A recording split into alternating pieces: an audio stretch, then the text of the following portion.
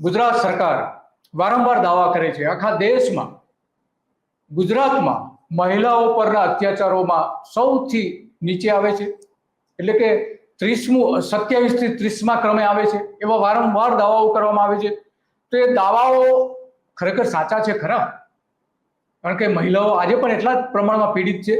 કારણ કે આપણે જાણીએ છીએ કે ગુજરાતમાં 70% મહિલાઓ પર જે અત્યાચાર થાય છે, ઘરેલું અત્યાચાર તો થાય જ છે, ઉપરાંત જાતીય સતામણીમાં 2020 થી લઈને ગુજરાતમાં લગભગ 18,000 દર વર્ષે મહિલાઓ કોલ કરે છે, જાતીય સતામણીના કોલ કરે છે સરકારની જે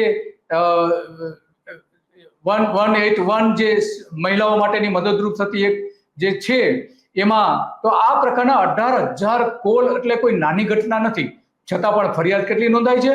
માત્ર ને માત્ર જે મહિલાઓ પરની જે ગુનાખોરીના જે બનાવો છે એ 7,000ની આસપાસ માંડ નોંધાય છે.